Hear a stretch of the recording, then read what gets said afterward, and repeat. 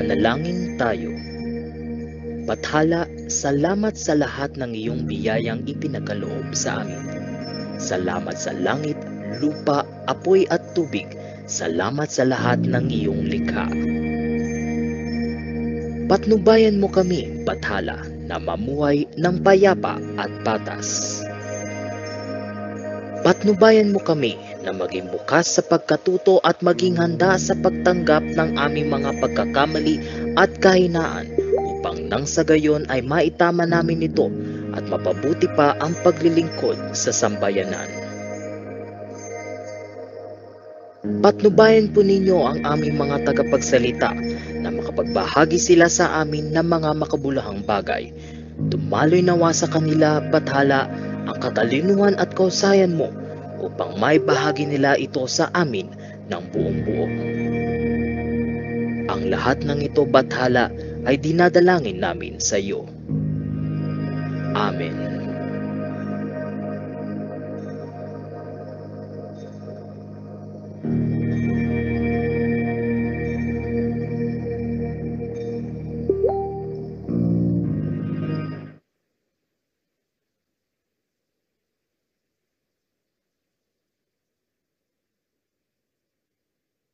Hello, good morning everyone. Again, welcome po sa ating virtual national orientation on the interim guidelines for the Office Performance Planning and Assessment for FY 2024 onwards.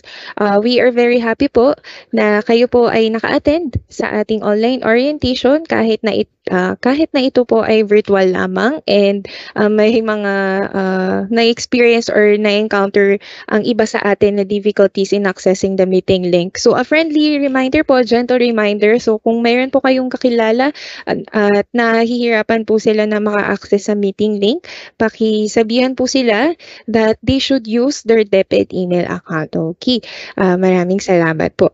So to begin with, let us now acknowledge the participants. Welcome po to our participants from Luzon, Regional Office 1, Regional Office 2, Regional Office 3, Regional Office 4A, 4B, and Regional Office 5. Magandang umaga po sa inyong lahat. And we would like to also acknowledge our participants from the Visayas. Hello, good morning po from Region 6, Region 7, and Region 8. We would like to also acknowledge our participants from the Mindanao region.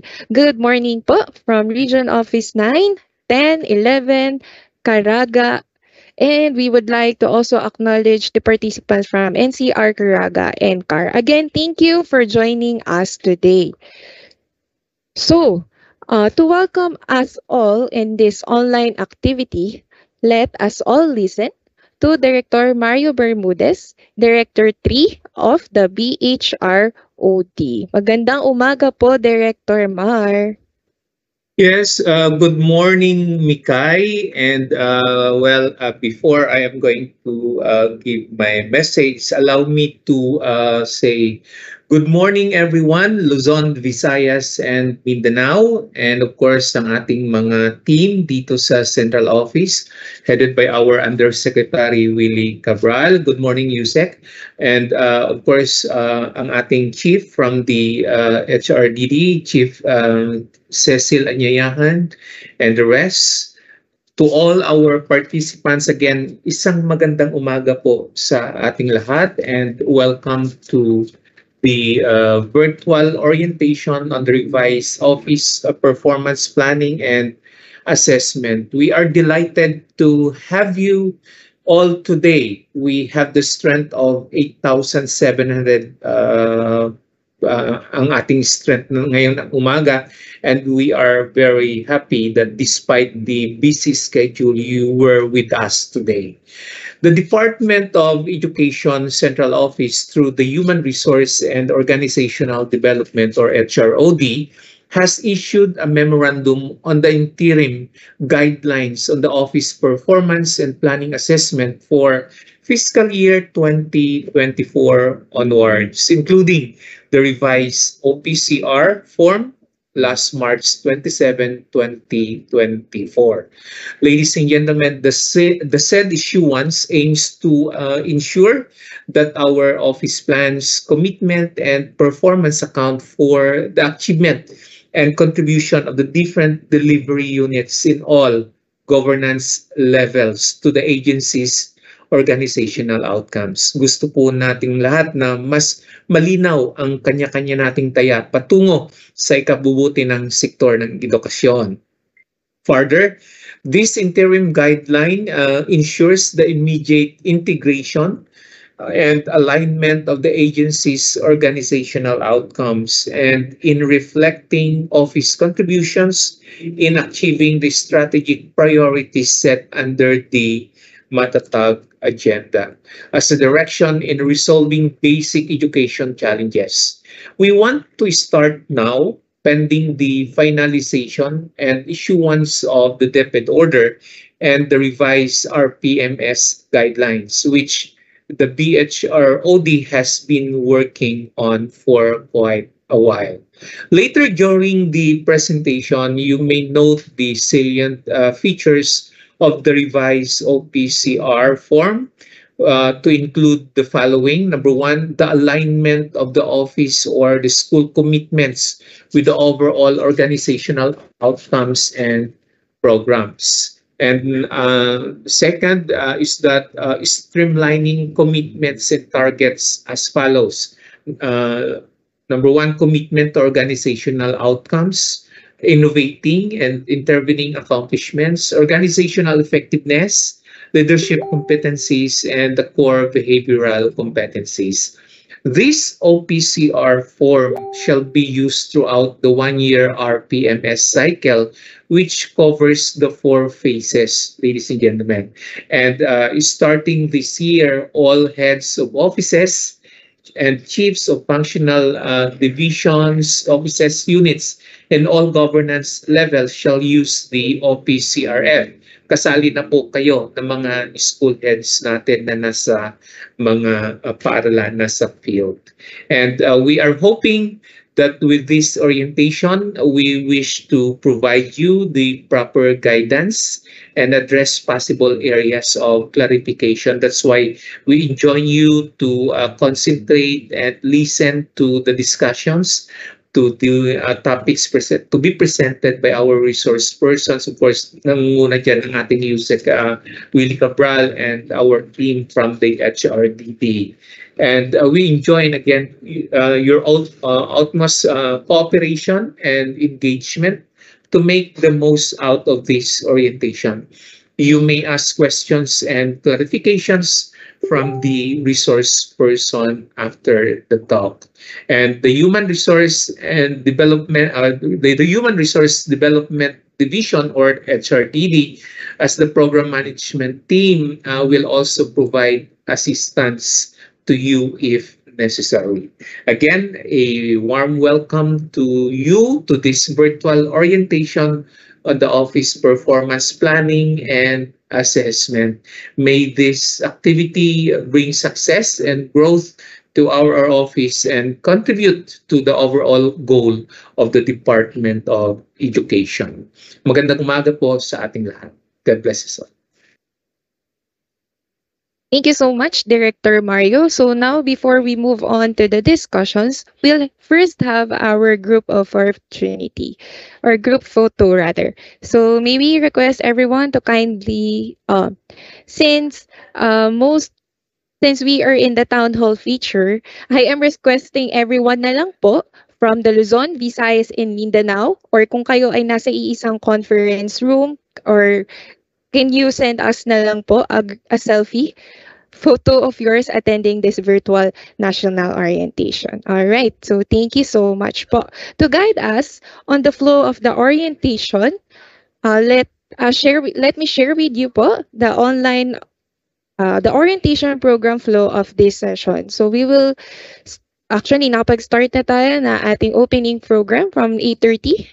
So until 8:50, and then 8:50 to 9:50, session 1, context setting or priming session. 9:50 to 10:30 a.m., the Session 2 Interim Guidelines on Office Performance Planning and Assessment for FY 2024 onwards. And from 10:30 to 10:35, we will be having a first mental health break, and then 10:35 to 11:30 a.m., our Session 3 Step-by-Step Guide in Accomplishing the Updated OPCRF. And from 11:30 to 11:35 po, we will be having our second health break. And then for the 11:35 to 11:50, so the Q&A will be uh, our session. So, and lastly po, the 11:50 and the 12 p.m. is the closing program. So just a reminder din po to those participants who were not be able to join the meeting link. We will be sharing to you the RPMS library, which is already shared in the chat, in the Q&A box. So, access na lang po yung link na yon. As kung ma-access nyo na po siya ngayon, mapapansin nyo na hindi pa po naka-upload doon yung mga slide decks, and i-finalize pa po namin, and the recorded video will be included in the RPMS library. Okay. So, I hope na nakita nyo na po yung ating mga links, the attendance link, the Q&A link, and the RPMS library link in our Q&A section. So, just I'll be proceeding on introducing our priming session speaker.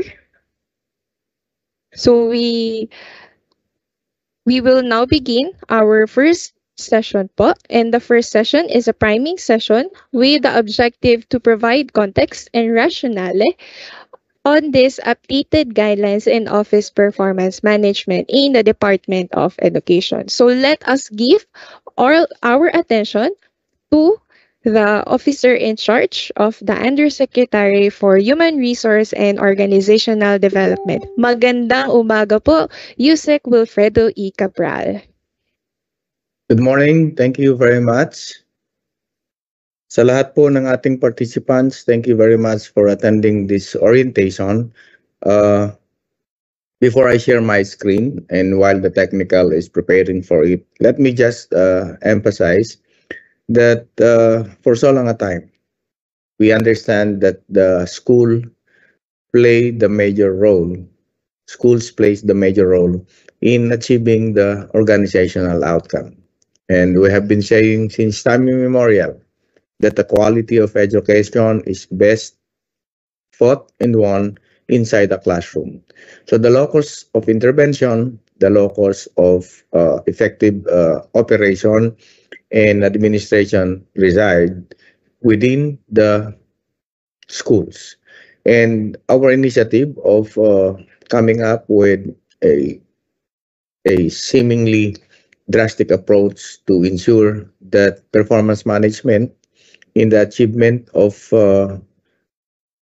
organizational outcome should bear fruits as what is expected, given that this is an accountability and responsibility that is given to us.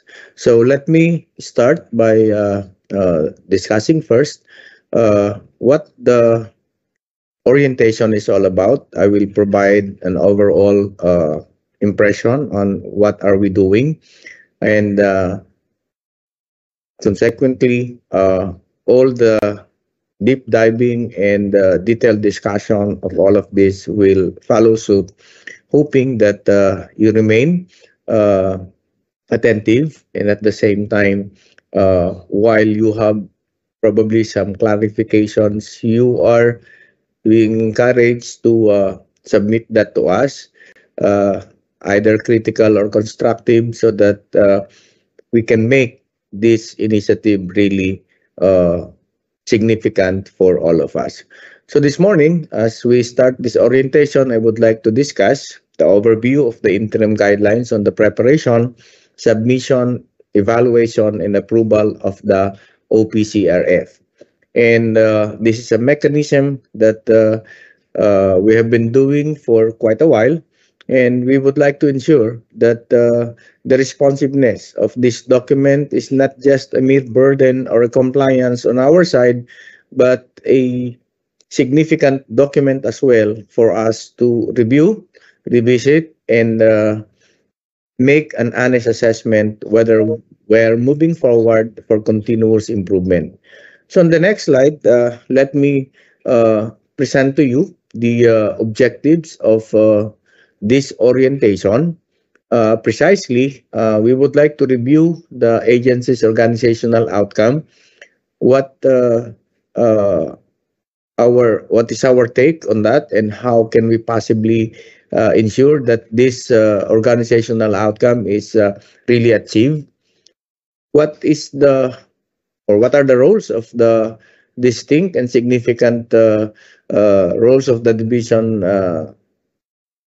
offices, regional offices, the delivery units, particularly in the school, and how to streamline the processes for the achievement of these goals and objectives. And hopefully, we can also establish a strengthened mechanism to elevate our performance. So, we will have this discussion flow. I will initially talk about organizational goals and outcomes of the department, how we proceed for the DepEd performance management system, and our interim guidelines and our takeoff for the FY 2024 performance management. And lastly is on streamlining commitment, targets, and competencies. So let us take a look on the next slide on the basis of the organizational outcome. So the recalibration of our performance is shown in these connections between and among organizational outcome, which is our agency commitment, and how are this or how is this organizational outcome being broken down into programs as may be defined in the program expenditure classification. And looking at the internal documents that we have, the basic education development plan, and on the strategic priority actions that is contained in the Matatag agenda. So let us take a look at the organizational outcome on the next slide. So the organizational outcome of the department is anchored on several development frameworks and priorities. And that is from a national perspective, we look at international as well, particularly on global education goals, of which we are part of, the societal goals, the sectoral goals, and organizational goals. So these are actually contained in a document which is the framework for the organizational performance indicators. And looking at that, we have this organizational goal for DepEd, of which the outcome should look at the access of every Filipino to an enhanced basic education program, thereby enabling them to prepare for further education and the world of work achieved.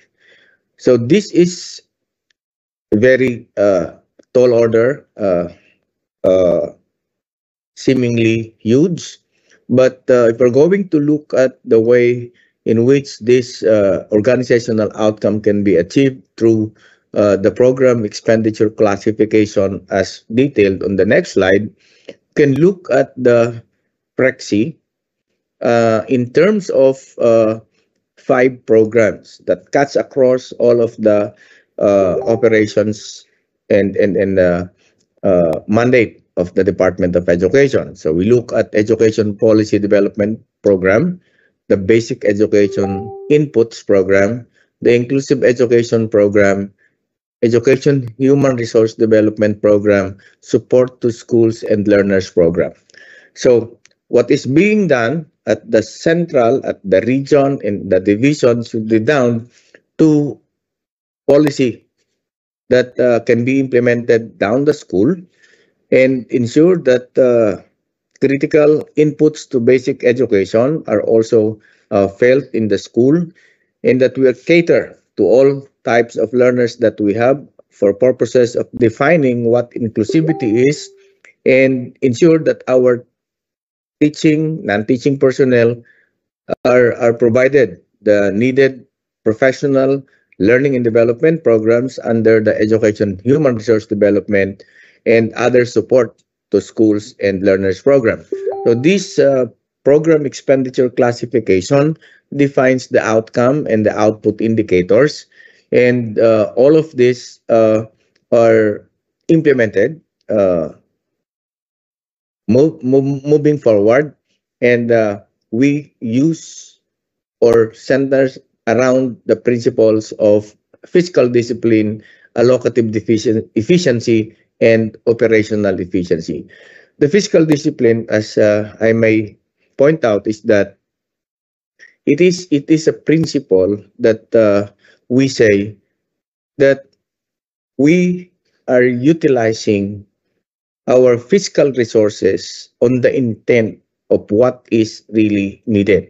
So the intention of which is to ensure that we utilize on the right things. No, and allocative efficiency and operational efficiency should go hand in hand with the fiscal discipline. Knowing the fact that we have uh,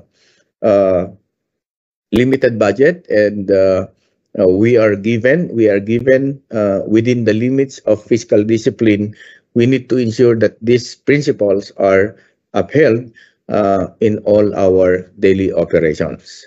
So on the next slide, I will talk about the basic education development plan. We understand that sometime in 2022, and which was also adopted, this basic education development plan has been the working document as a national goal of the Department of Education, which covers the four pillars of access, equity, quality, resiliency, and well-being. So we look at some of the critical success indicators that all our school age children, whether and even OSYs and adults, are given access to relevant basic learning opportunities. And even those children in the issue of equity, they are given that benefit of being provided the equity initiatives, whether they are situated in disadvantaged or depressed areas. In whatever situation on that that they are in, we provide that opportunity for them to benefit from the basic education learning opportunities. And in terms of quality, we look at the successful attainment of the learning standards, so that we believe that our learners will be able to cope uh, with the changing demands as they grow, and realize these aspirations by looking at the necessary skills that they should have, so that they can pursue the chosen paths that they aspire for. And along the way, we need also to provide opportunities, that resiliency, so that they have the opportunity as well to know the rights, and to safeguard them as well. So looking at the four pillars, uh, there are also enabling mechanisms to ensure that all of these critical success indicators are well afforded. And so enabling mechanisms in terms of governance and management should be also in place. To put more meaning in the basic education development plan, sometime in 2023, during the basic education reports, our Vice President and the Secretary of the Department of Education launched the Matatag Agenda. This pertains to the list of priority strategic actions that support the uh, attainment of the basic education development plan along the pillars of access, equity, quality, and resiliency and well-being.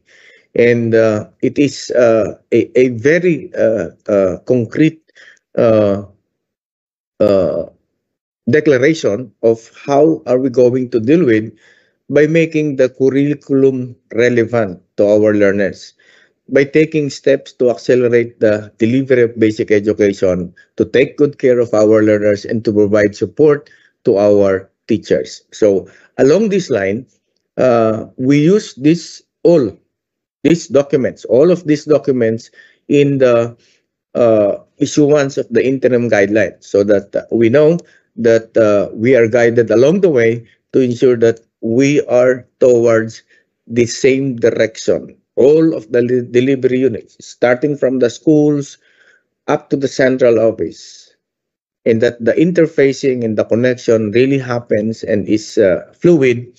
We make use of all of this as basis for the office performance commitment. So on the next slide, let me just look at the some basic, the business of education. We are provided with budget, and the budget has a certain cost structure that pertains to general administration and support, the operation, and support to operation. So as we perform our these functions and services expected from us, particularly down the school and up to the central office, we look at this cost structure. For one, for operation, the basic mandate of the department is to ensure that there is delivery of quality basic education services. And along that line, we also need to ensure that there are regulatory services in the operation and in the performance of the functions and services that are expected from us.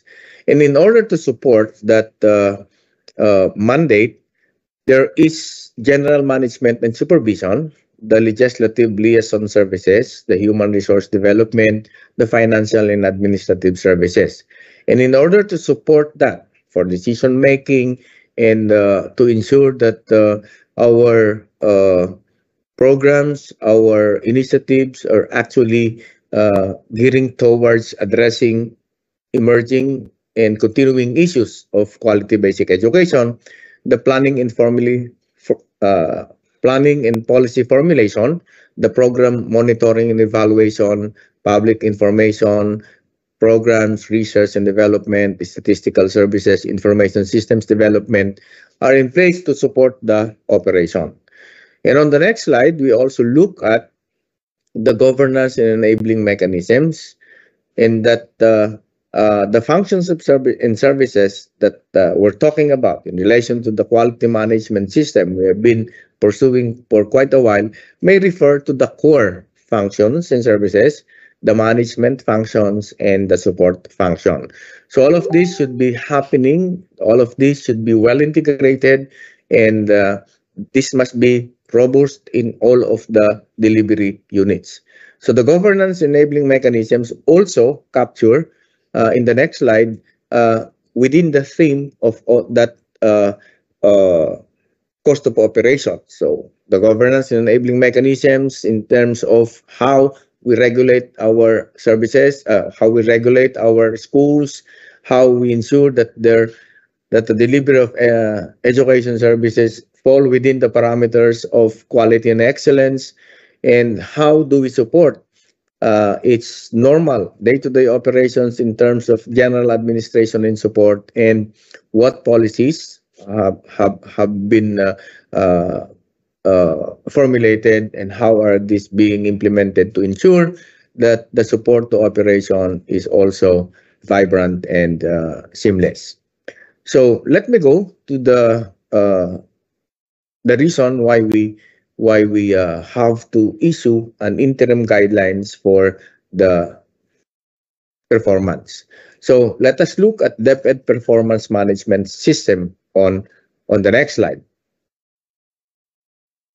We know that DepEd Order Number 2 Series of 2015 was issued to ensure that there is an established guidelines and the implementation of the RPMS in the Department of Education. And the department order guides us in order to ensure that all delivery units, offices are guided on what to do on an annual basis of defining their targets, performance targets, how to monitor them, and even assess to what extent have we achieved at a certain point. However, on the next slide, we would like to establish that this department order, on the next slide, please. We need to have an update on the ongoing initiative, and the reason why we issued this interim guidelines is that while there is an ongoing initiative to revise the RPMS, the DO2 2015 in particular, we are cognizant of the fact that there were various internal and external demands and priorities that emerge. And for us to be responsive, for us to be relevant on the changing landscape of education, as well as the public request for improving the quality of services, we need to look at the DO. And this has been implemented for almost 9 years now. And so to ensure relevance and alignment with the set of priorities and demands, we issued the interim guidelines for the FY 2024 OPCRF planning and preparation. We put in there onwards because that is the direction now. For one reason, that our current performance management system barely captures the organizational outcome. So why do we say that? If this has been implemented since 2015 and our definition of accomplishment and achievement seem to be very identical, and we measure in terms of what have we done, without necessarily identifying the impact of what have we done on the attainment of what we aspire for in the Department of Education, it's really high time for us to revisit and ensure that all our effort really capture the initiatives, the undertaking, the endeavors of our delivery units that contribute to the organizational outcome. So let me just proceed with the next slide by looking at the direction. So our direction now is to strengthen that mechanism in capturing the contribution and achievement of the different governance levels to the organizational outcome of the department.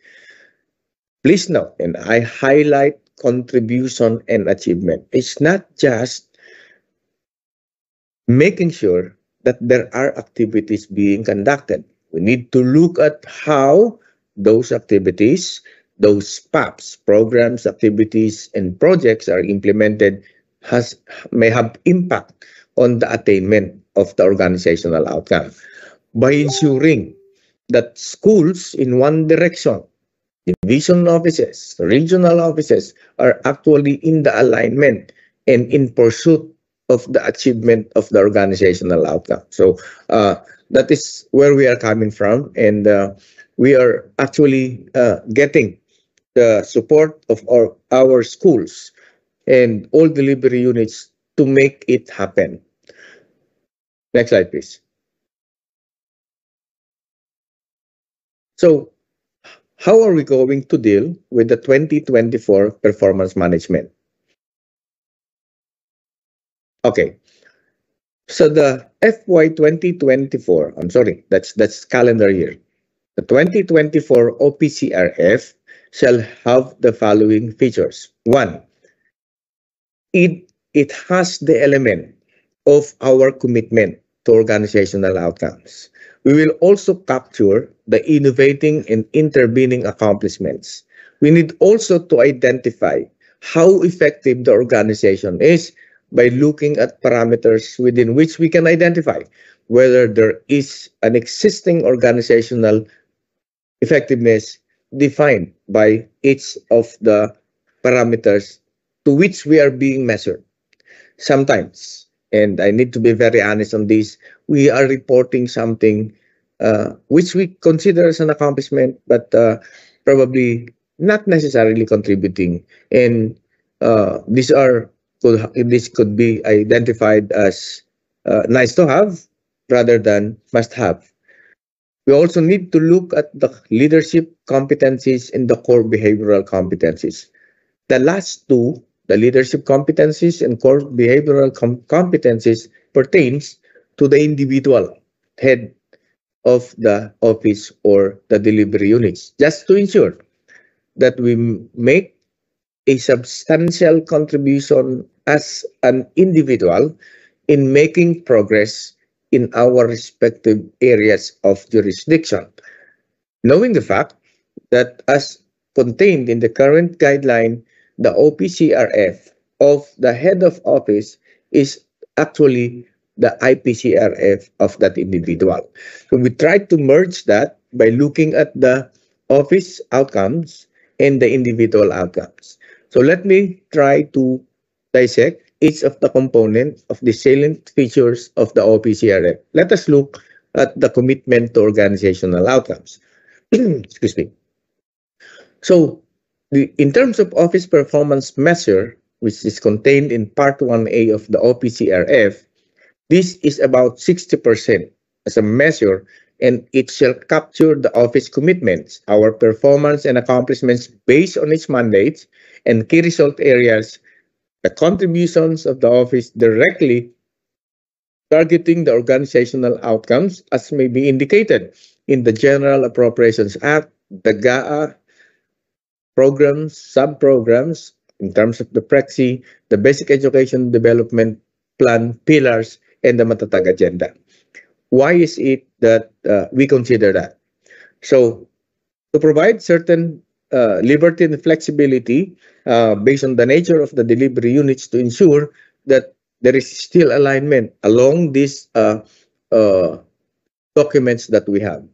So it's necessary that we can put entirely what do we envision to happen for 2024. We do understand that it's already second quarter of the calendar year, but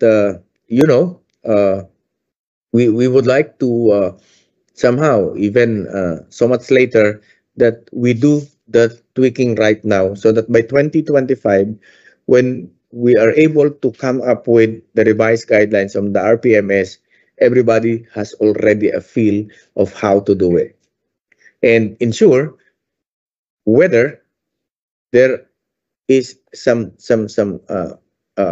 indications that we are making a dent in the way we measure and establish the performance management system. Next slide, please. We look at the innovating and intervening accomplishments. Okay. There are innovations. There are interventions. That's a fact. But are those interventions really targeting or contributory to the organizational commitments?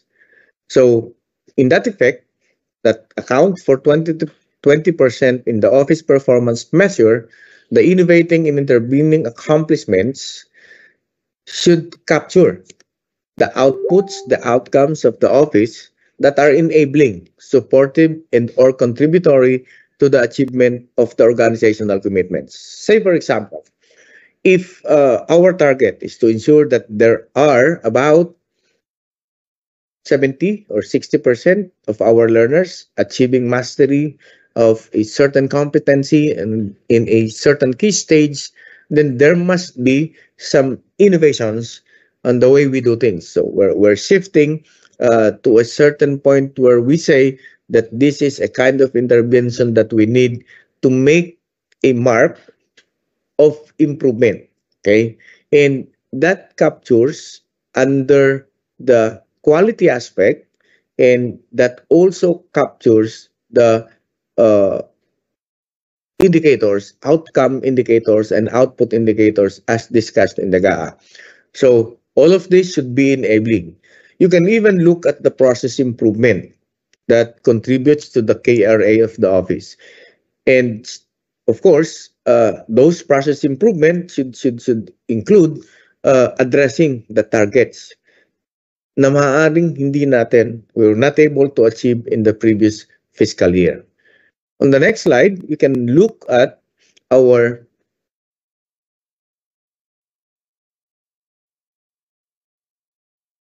organizational effectiveness. Okay, so the Department of Education is also being evaluated in terms of our accountabilities by oversight agencies by looking at several oversight accountabilities, and we tried to capture as well the organizational effectiveness in terms of certain parameters or outputs that are related to office performance, particularly in terms of oversight commitments, like the performance-based bonus oversight requirements, and that pertains to financial stewardship, process improvement, and client satisfaction, and even our daily operations.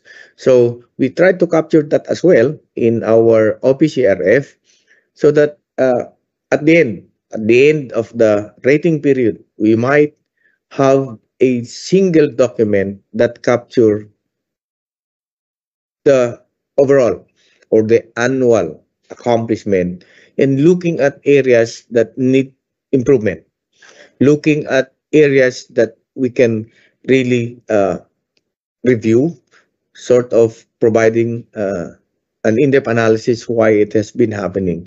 Perhaps you might be wondering, and this question has been posed even when I was a classroom teacher, and I was asking even myself that why is it that there has to be some reasons why there is deteriorating performance in along the continuum of education, and as of this time, probably we don't have yet the good answer for that. Nonetheless, it's not too late for all of us to make that turnaround and make sure that the initiatives that we are doing, along with a certain framework of doing it, we can really make a difference. On the next slide, we also look at the individual performance measures. As you can see, we look at the performance of the office, we look at the performance of the individual. And this particular portion on leadership competencies, which is 2.5 on account of the total performance measure, is that we need to look at the competencies that are expected from the heads of functional offices who are either middle or holding managerial and executive or supervisory positions, by looking the indicators of leading people, performance management, people development. While we are, this might be somewhat on a checklist basis, but we're looking forward to establishing a better measure for it. Nonetheless, this can also be used as an input to identifying our readiness to take on bigger and higher role and responsibilities. The next slide, which is the part 2B, also deal with individual performance measure, but these are competencies that cut across all job groups within the organization. And these are core competencies relating to how the individuals embody and lead the values of the organizations pertaining to self-management, professionalism and ethics, results focus, teamwork, service orientation, and innovation. So these are also checklists in such a way that we have the opportunity to reflect within ourselves and even your rater and approving authority on who should be given that consideration in terms of critical incidents or events that might have provide might have provided that opportunity to be rated on that in terms of all of these indicators. And on the next slide, there are also other components of the OPCRF, and I am pertaining to some components. While I discussed the 5 components in terms of evaluation, the next 3 would be dealing on OPCRF components as a reportorial requirements. So, as I mentioned, on the next slide, there is some connection. There are some connections within these parts of 3 elements which pertains to reportorial requirements, the summary of ratings, the office improvement plan, and the individual development plan. So how does summary of ratings look like? So in that, the summary of rating shall provide the overall performance rating of the office obtained from Part 1A up to Part 2C of the OPCRF. So which means we need to look at how the organizational commitment happens in the school, how and what are those intervening and innovating initiatives that have been done, and how that does it contribute to the attainment of the organizational outcome, and of course our ability to establish mechanisms on making sure that the organization is effective in what it is doing, as I mentioned, along areas of financial stewardship, operational efficiency, client satisfaction, and everything. And then the next one is on the office improvement plan.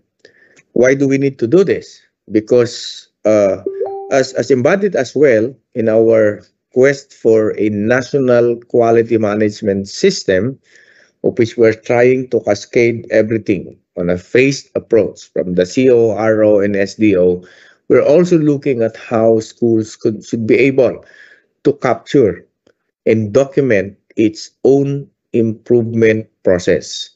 And the improvement and development plans of the school shall detail the action of the office or the school, reflecting the strength and areas for development and improvement as a result of the performance review and evaluation. And it should define some steps and concrete actions to improve performance within the context of organizational goals.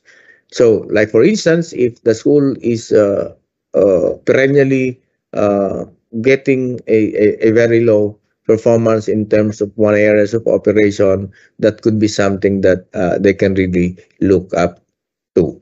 And lastly is on the individual improvement plan. The individual development plan shall detail the learning objectives based on the strength and areas for improvement of the individual rating.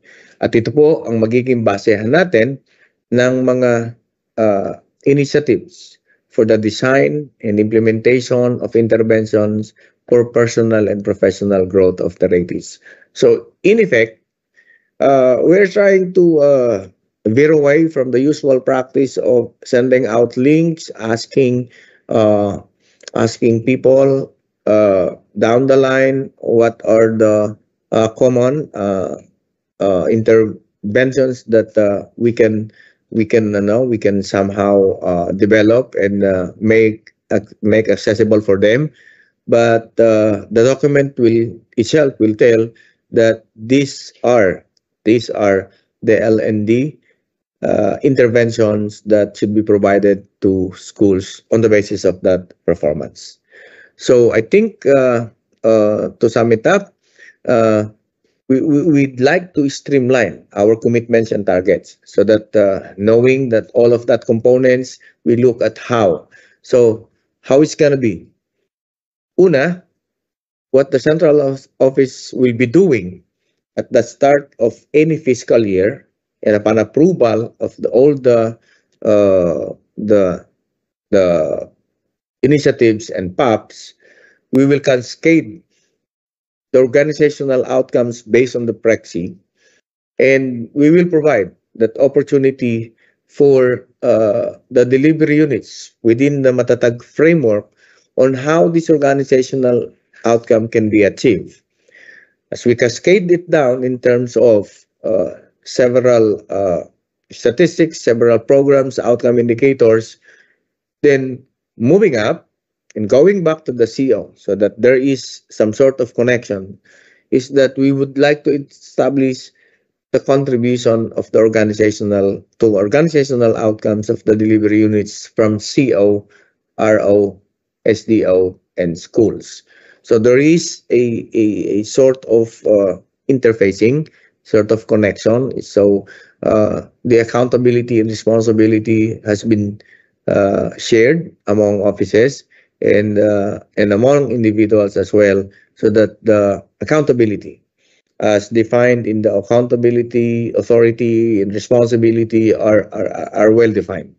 And within that, we can also draw and deduce some other mechanisms, parameters to identify what delivery units, who are performing well, and who are actually making that contribution. Of course, without necessarily doing the usual ranking, but of course on a communication, on establishing a communication that these are the areas within which you need to improve on, and we would like also to recognize areas to which the significant contributions have been made.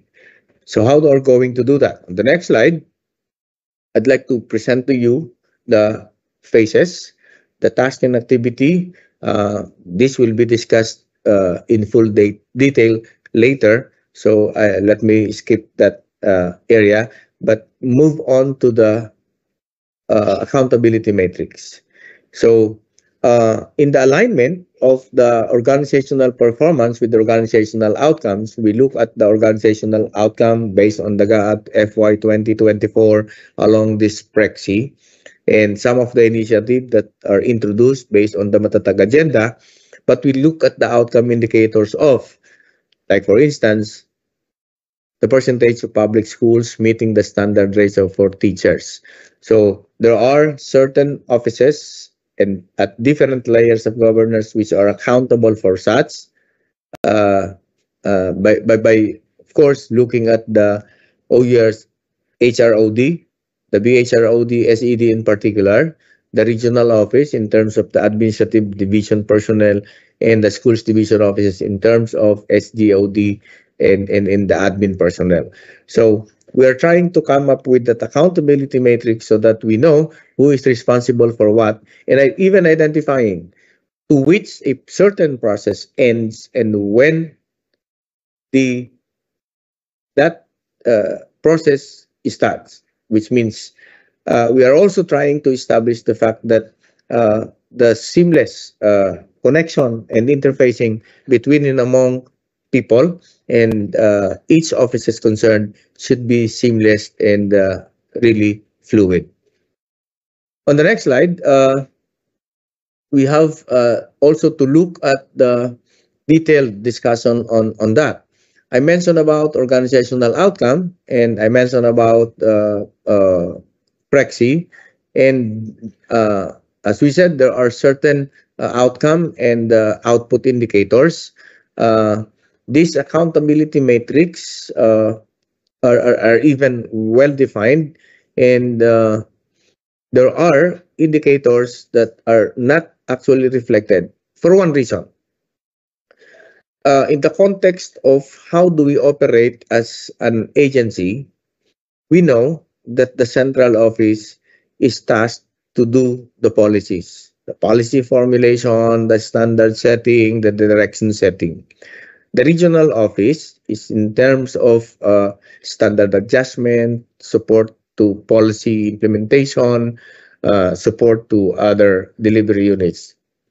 And division in schools in terms of standards compliance, policy implementation, and providing feedback on the policies, and even achievement of the daily operations targets, and eventually move that. So what I am trying to say is that there are indicators, whether outcome or output, that may not be directly reflected in a certain delivery units, but anything that they are doing within operations, then doing their functions, key result areas, as a summary of that, could really contribute on the attainment of the organizational outcome.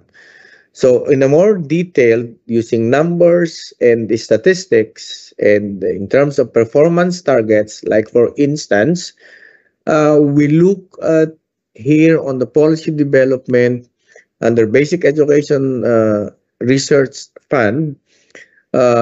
One of the targets under number of policies formulated, reviewed, and issues and education researches, there is a certain number which is as committed in the General Appropriations Act, a total of 560 for FY 2024.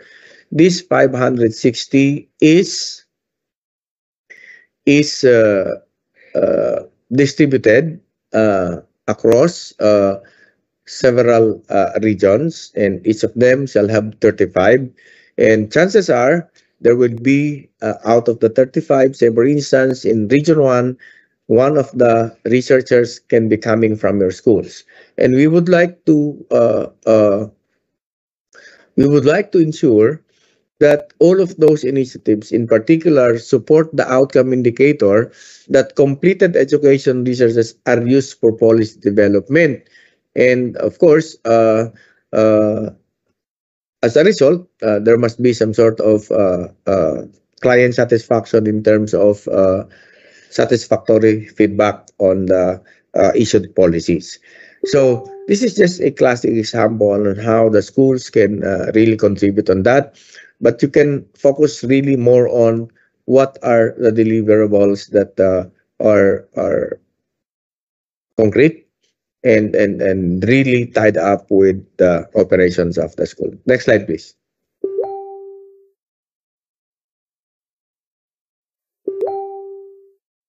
Okay, next slide. All right. So can you go back to the previous slide before my last slide? Okay.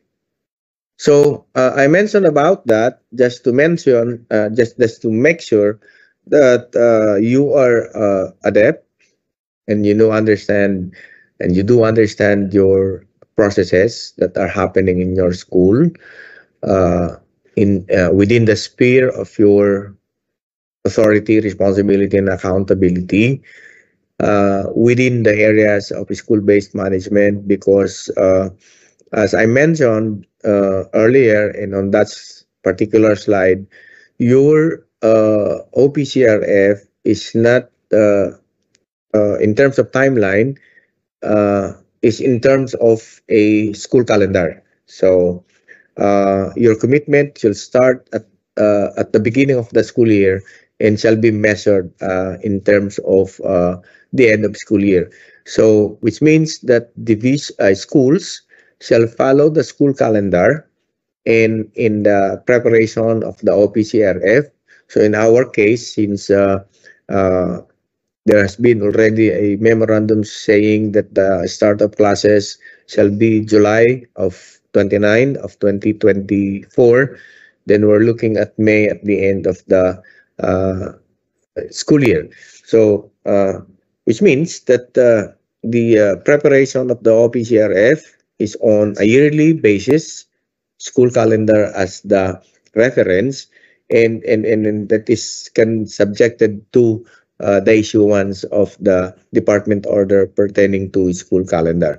So that's how the school should be operating. So With all of that in mind, I hope I have provided you with the overall perspective on the reason, the whys, and the hows of why we're doing this interim guidelines. Uh, but as I mentioned earlier as well, we would like also to hear feedback from you so that we can make even the policy more responsive, and that could be the best input for the revision of the DO2 of 2015. So sa inyo pong lahat, maraming salamat sa inyong pakikinig. Magandang umaga po. Mabuhay po kayo. Thank you very much. Thank you very much, Yusek Willie, for providing us with a solid context and well-rounded rationale of the issuance of the interim guidelines. So we were able po to capture that while we have our office mandates and functions as offices in various governance levels, meron po tayong iisang direksyon.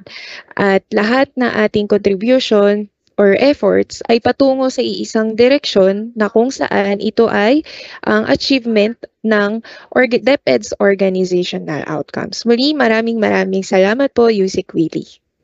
Thank you very much. Thank you.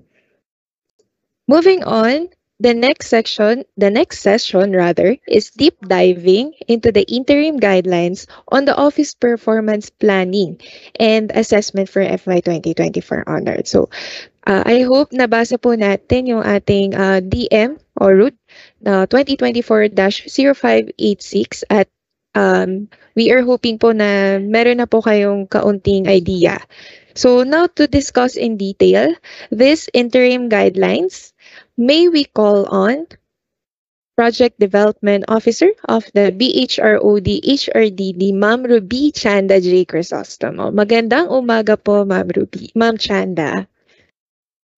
Thank you, Mikay. Good morning. Am I audible? Yes po. Okay. Magandang umaga po sa inyong lahat. Magandang umaga po sa ating nagigitingan na mga school heads, no? Good morning po sa inyong lahat. And I'm so happy to see na umabot po tayo ng 10,000 today, no? Pero sabi ko nga po sa team, 1/4 pa lang ito or 1/5 pa lang ito ng total school heads or total number of schools natin, ano? Pero rest assured that we will be providing a recording of this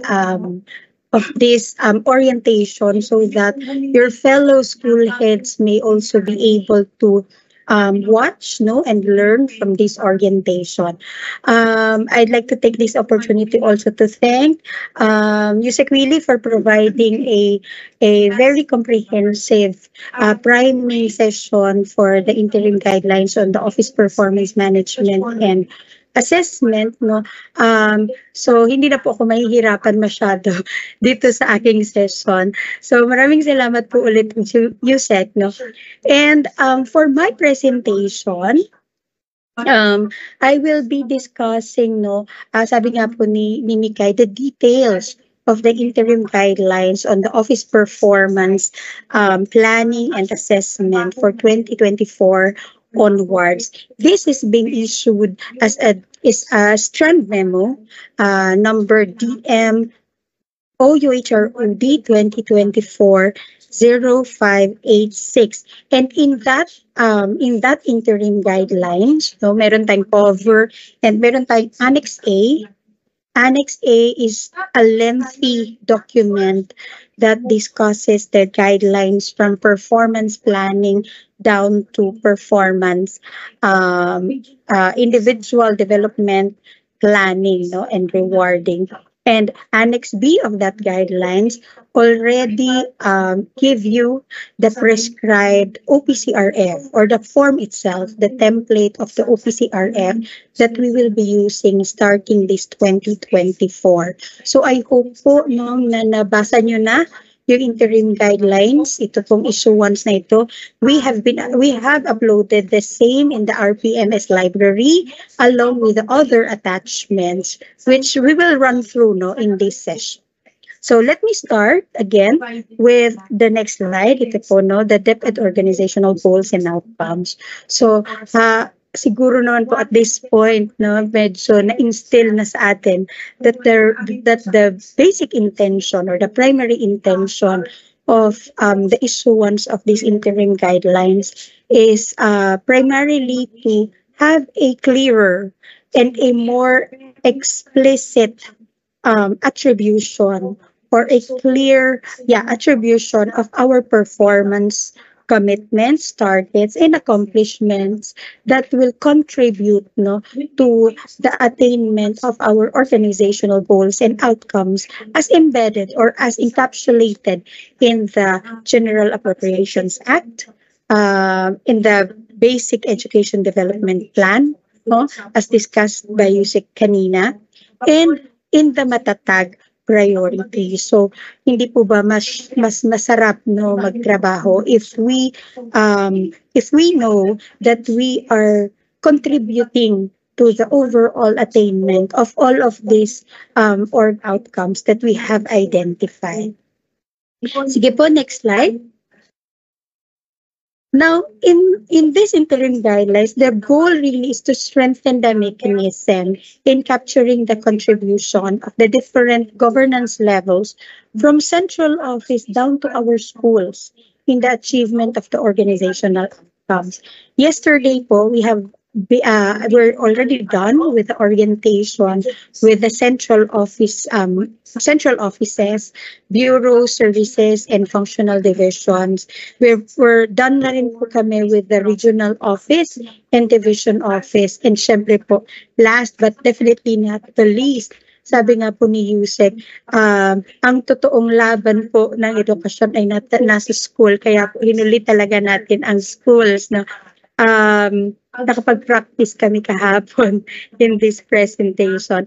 So, gusto po natin na yung itong organizational outcomes are clearly laid down and cascaded from the delivery units in the central office down to our schools. As you know po, we still have the DepEd Order number 2. In the next slide, we have the DepEd Order number 2, or the establishment of the results-based performance management system. No, while we have these interim guidelines, we would like to emphasize that we are still operating within the bounds of DepEd Order number 2.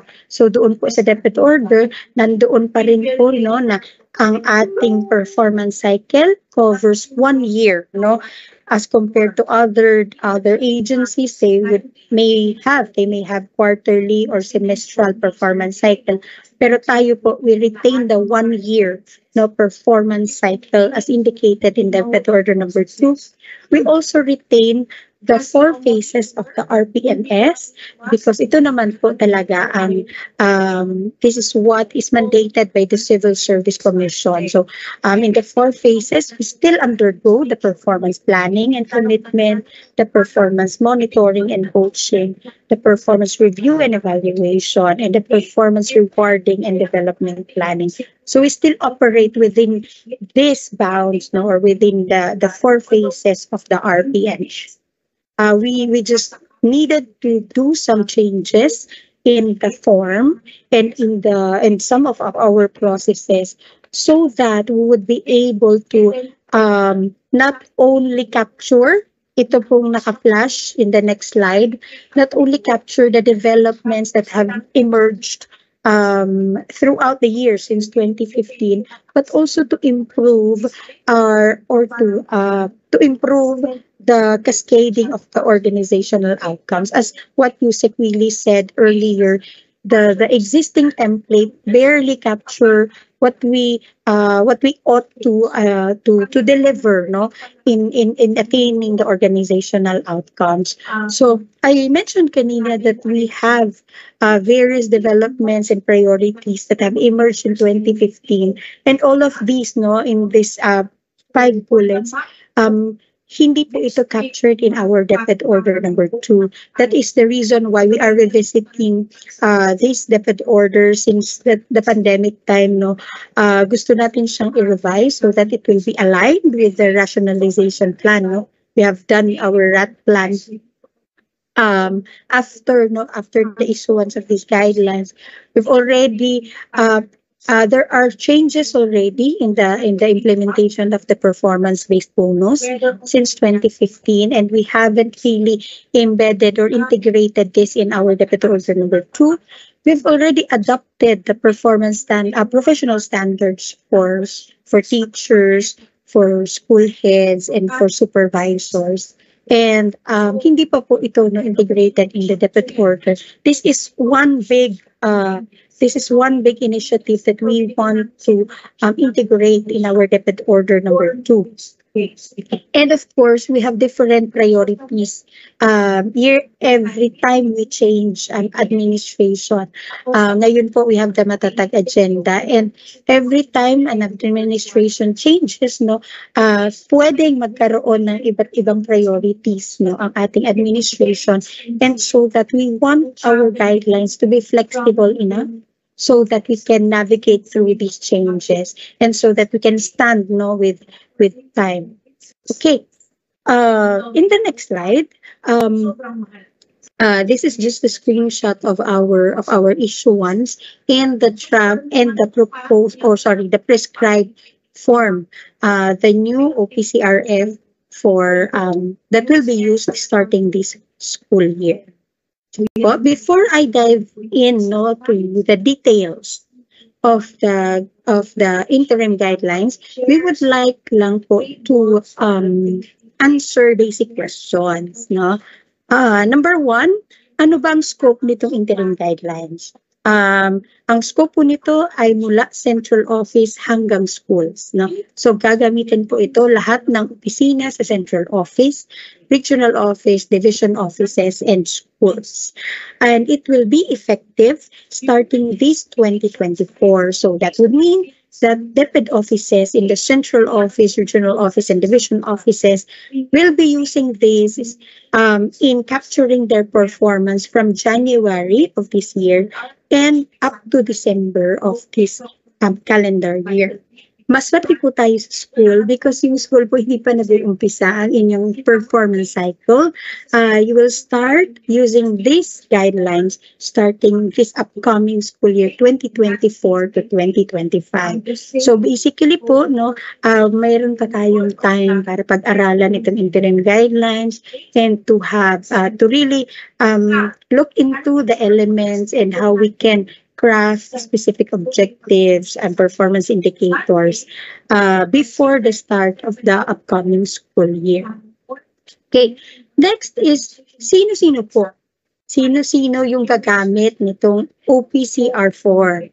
Lagi po namin ito natatanggap na question, even before the issuance of these interim guidelines. And actually, one of the reasons why we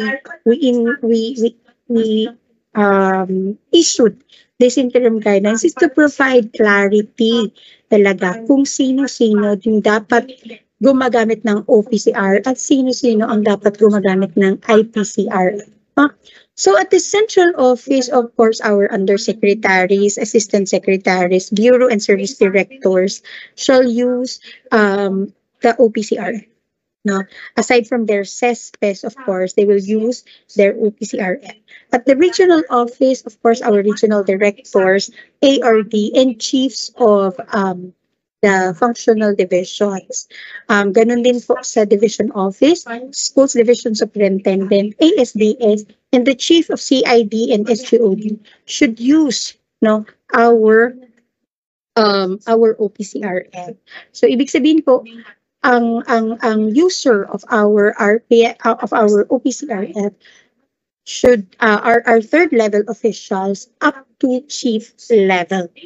Now going down to our schools, our OPCRF shall be used by all elementary, junior high school, and senior high school heads, including the assistant school principals. No? Sana po malinaw ito.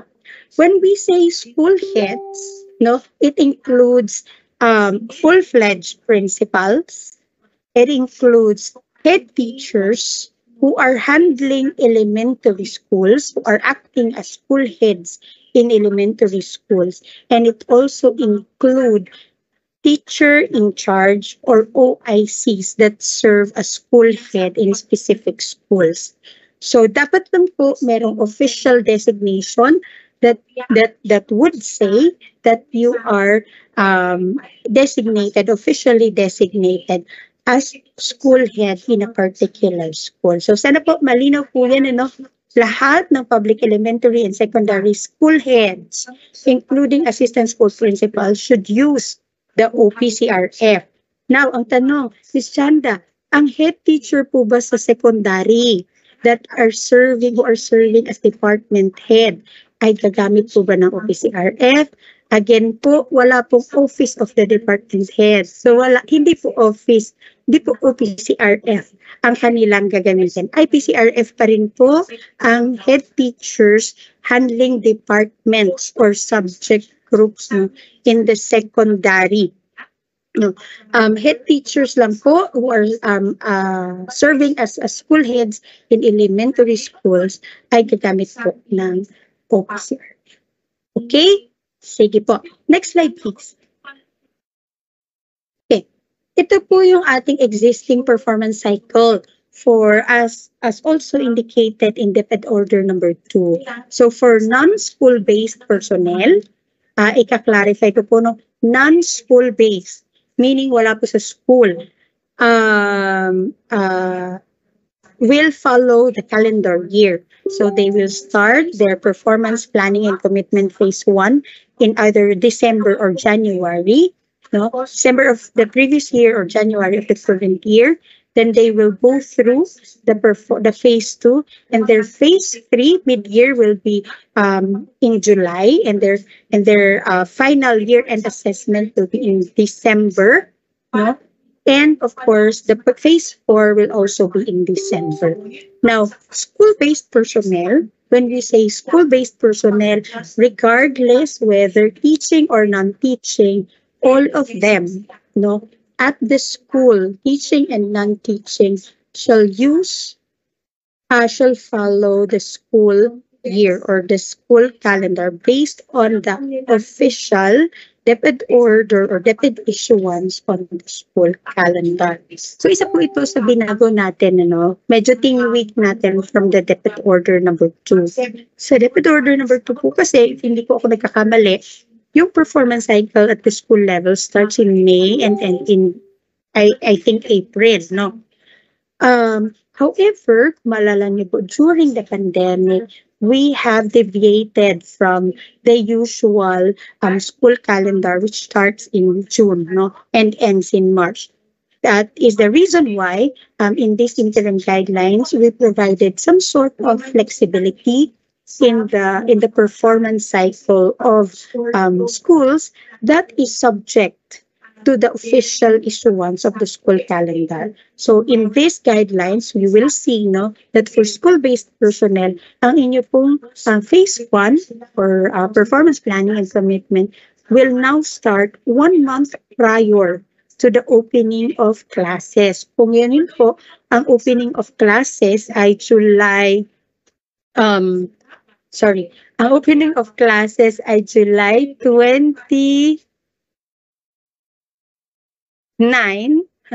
July 29, that would mean that our phase 1 should start by June 29 or within that 1 month period, no? Now, the end or the phase 3, no, of our performance cycle, particularly the mid-year review, we indicated here 5 months after. No, 5 months after the opening of classes or during your inset. No, you may do your mid-year review during your inset. And of course, the year-end review shall happen after the last day of classes after the last day of classes.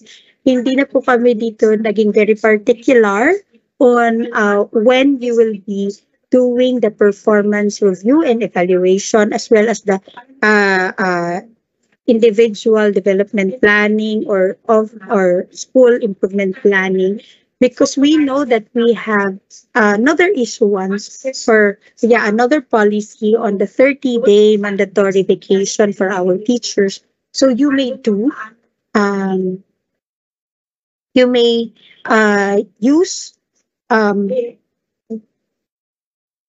you may do your performance rewarding and development planning, as well as your performance review and evaluation during this period. So long as hindi po siya aabot doon sa school opening, no?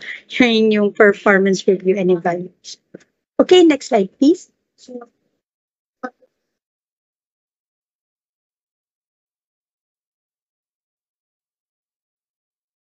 Okay, so this table is just a tabular representation of what I have discussed, for your reference. Okay, next slide, please. Okay, now go to the salient features of the new OPCRF. As discussed earlier po by Yusek Willie, we have different portions. No? Kung nabasa niyo na po yung ating guidelines, and if you have looked into the prescribed OPCRF template, makikita niyo po itong mga portions na ito. Now we have the first three portions of the OPCRF. It captures the office performance. In the next slide, please. In the office performance, it comprises 95% of the overall OPCRF rating. And it covers, number 1, commitment to organizational outcomes. Number 2, part 1B, innovating and intervening accomplishments. And part 1C, organizational effectiveness. Now, ano ang makikita dito sa part 1A, commitment to organizational outcomes? These are your basic office or delivery unit functions. Full functions po natin. Our school KRAs. Ito po yung laman ng organizational outcomes.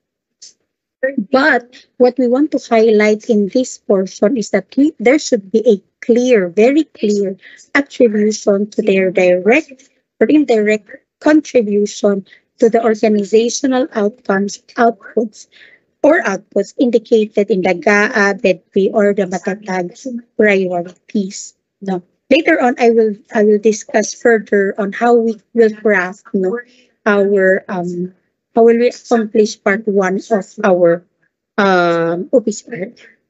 Next will be the part 1, innovating and intervening accomplishments.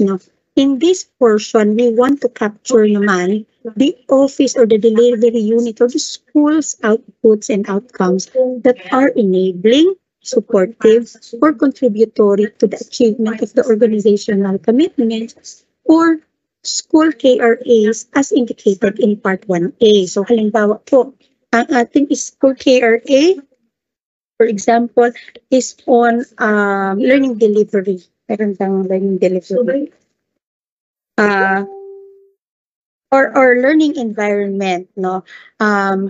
If our KRA's school is the learning environment, and we have identified outcomes or outputs under this KRA, ano naman yung mga innovations na nagawa natin? No, ano yung mga interventions na nagawa natin in order to deliver our outputs under learning delivery? So, halimbawa po, meron ba tayong ginawang innovations in ensuring that the schools, are safe, and healthy and enabling for teaching and learning? Ano-ano po itong mga innovations na ito? We can capture that in this portion of our OPCR. Next will be Part 1C, the organizational effectiveness. So, in our existing Deputy Order number 2 po, hindi ito captured, or hindi malinaw how we will capture the mandatory PBB or oversight requirements. So, ano-ano po ito? Nandito po yung ating budget utilization rate, client satisfaction, and streamlining of our processes. Mamaya po makikita natin yung detalye ng mga ito. In the next slide, 5% of the overall total OPCRF rating shall go to the competencies of the head of school, no, the leadership and core behavioral competencies. Now, you may be asking, nasaan naman po yung functional? Hindi po namin nakikita yung PPSSH in this prescribed template, no? Right now po, the BHROD is still studying and exploring ways how to properly embed the PPSSH in your OPCRFs, no? Kaya po, right now, we are limited only to capturing the leadership and the core behavioral competencies. Later on po ipapakita natin the behavioral indicators that capture that show no that we need to demonstrate for each of these categories or competencies, no. But basically ito din po yung mga competencies na existing in our current version of OPCRF. Okay, the next slide.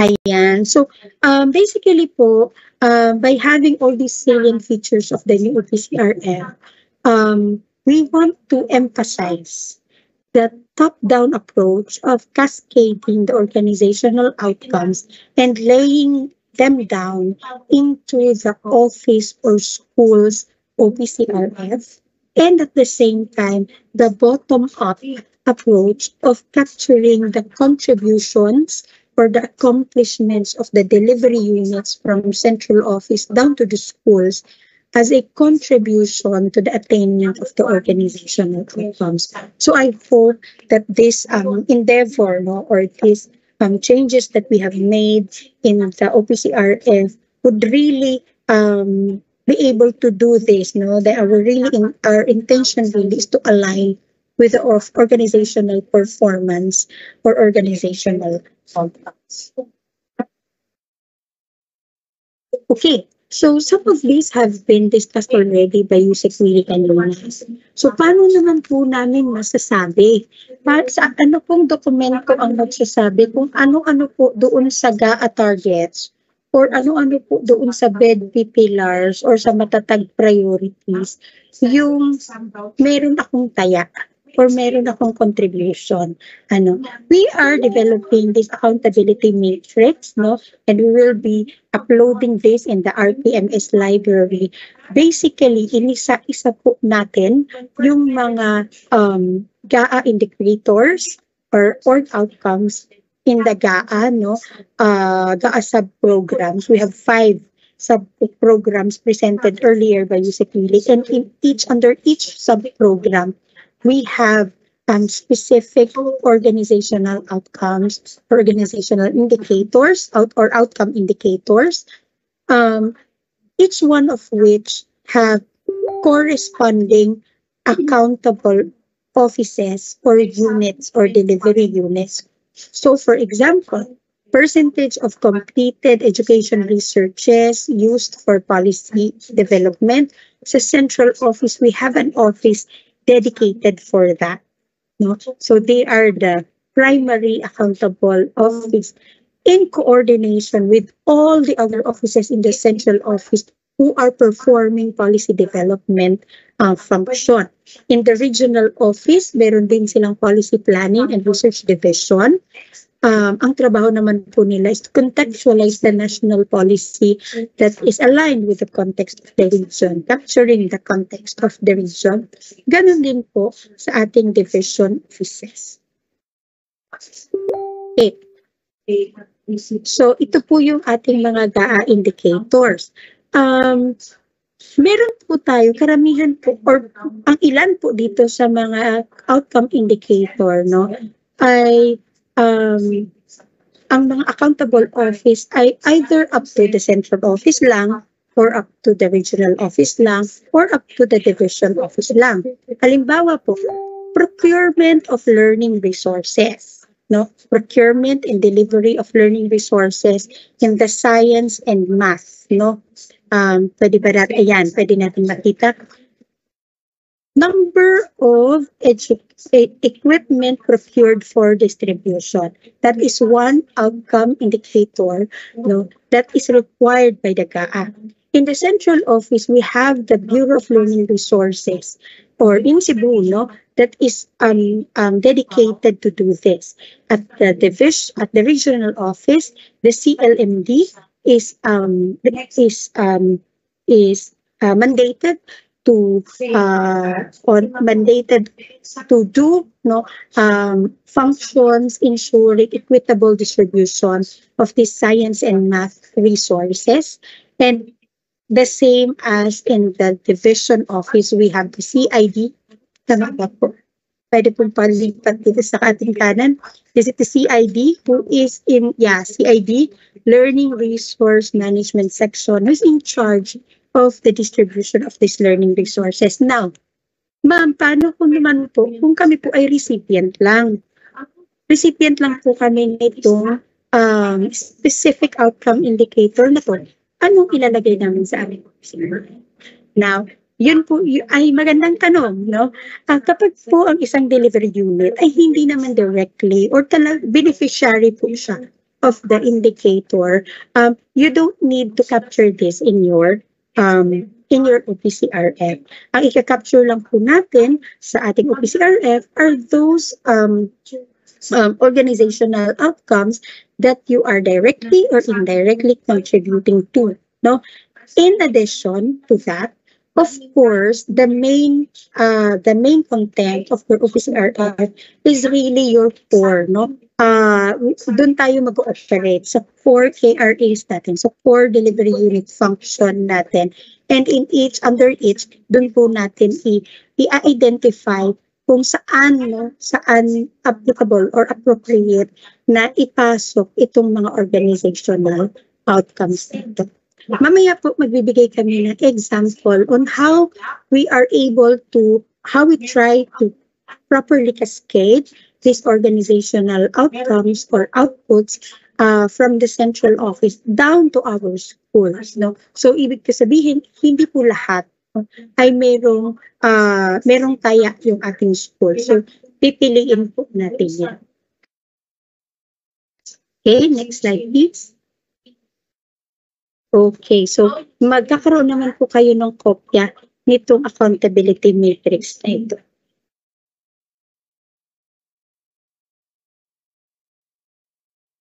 Okay, so in the next slide, ayan, this is just a summary of the parts of the new OPCRF. No?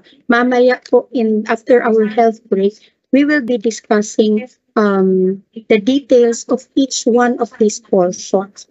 We just would like to present to you that the new OPCRF may be lengthy, but it will comprehensively capture the office performance under Part 1A, Part 1B, and Part 1C that comprises 95% of the overall office rating, no? And the individual competencies of the head of office, Part 2A and Part 2B, including Part 3, the summary of ratings, and of course, the office improvement plan and the individual development plan of the head of office. Okay, so ito po yung itsura niya, no? We have Part 1A, ganyan po siya kahaba, no? Part 1B, in the next slide, Part 1C, in the next slide, Part 2. Okay, let me just focus on Part 1C. Sa Part 1C po, kung mapapansin nyo, meron na siyang laman. May prescribed na po tayo ng mga objectives and performance indicators. So, dadaanan natin siya mamaya. Part 2A, these are the leadership competencies, and these are the categories, no? Components of the leadership competencies. We have leading people, people performance management, and people development. And in the next slide, we have part 2B, the core behavioral competencies, which have 5 components. Next slide, please. Or 6 components: self-management, professionalism and ethics, results focus, teamwork, service orientation, and innovation. So yan po ang ating components of the core behavioral competencies. Okay, so this is the summary of ratings. Dito din po natin ilalagay yung rating natin in each of the portions or each of the part of the OPCRF. At dito din po tayo magpipirmahan with our rater. Later on po, by the end of our presentation, we'll have a short discussion on sino ba talaga ang rater natin. Sino-sino ang rater at sino-sino yung approving authority. Okay, in the next slide, ito naman po yung improvement, school improvement plan, and the individual development plan. We tried na ibangga po itong school improvement plan with your existing SIP. We captured some of the elements of the SIP so that pwede nyo na lang po siyang kopyahin dito sa ating part 4A of the OPCRF. Let me see the next slide, please. Okay, wala na. So in this school improvement plan po, makita natin mamaya kung paano natin siya in-align with your existing SIP. And of course, we have the individual development plan for the head of office. That is similar to our existing IDP. And at this point, we will pause for a break.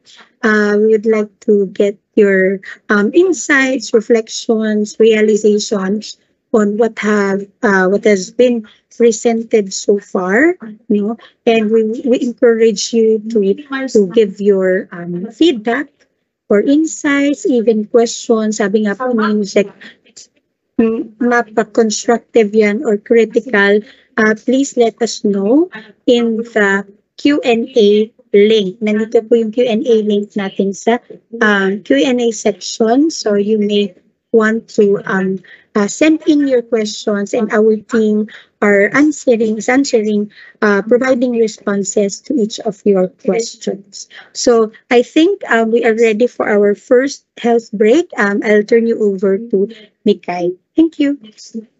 Thank you, Ma'am Chanda. So while we are reflecting on what we have learned so far from the sessions, we will be having our first official 5-minute break. Thank you.